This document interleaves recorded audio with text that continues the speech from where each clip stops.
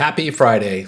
It's the end of the week, and I was thinking about what the heck do I want to talk about today? There's been two concepts that I came across this week that I've been really thinking about that really had an impact on me that I want to share now. And the two concepts are 6 inches and 2 years.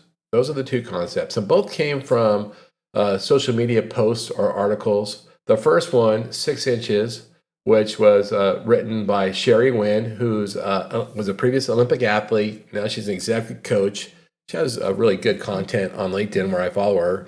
And in the post, in the 6-inch principle in her post, she talked about how Olympic athletes know that motion, not intention, creates momentum. And the way that you build that momentum, that motion, is by shrinking the distance between you and your next step. And so she had somebody that was struggling that she was coaching, and she was trying to get them unstuck. And she told them, look, all you have to do is get moving. Just get 6 inches closer to where you want to be. And 6 inches will beget another 6 inches and another 6 inches and then a foot and then a yard and then 100 yards and then a mile.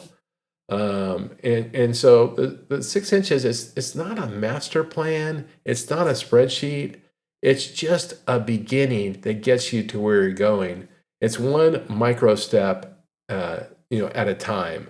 And over time, it compounds to get you to where you want to be. It's really a terrific article. I'll put a link to it below, but that really captivated my mind. I really enjoyed the 6-inch principle. And by the way, the name of our LinkedIn article was Your Next Billion-Dollar Idea Starts 6 Inches From Here.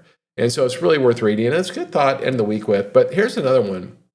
Shortly thereafter, I was listening. I read a post by Simon Sinek with his the Optimism company, which led me to listen to the full podcast, and it was with Angela Trimber, who is a very interesting person, and you may know her best in that she became super famous when she taped herself dancing in a laundromat, which was really fascinating, by the way.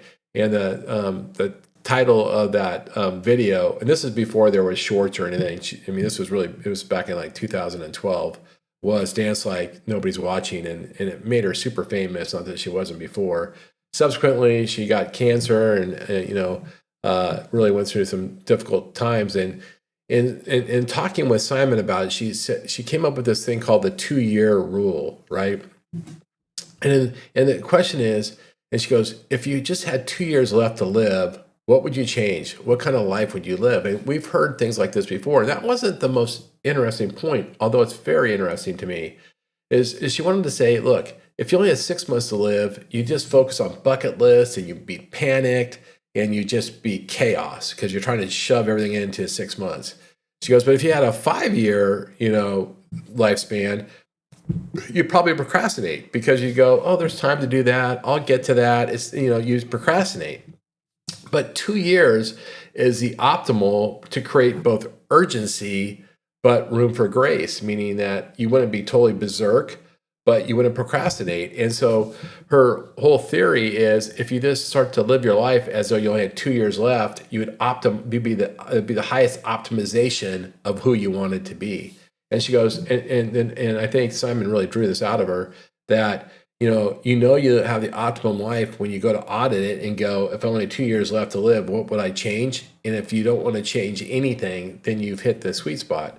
So it was very interesting, and it was just how to prioritize. And that 2-year frame, I guess, somewhat resonated with me, that does seem the optimal time, like the pace, especially with how quickly things are changing and everything.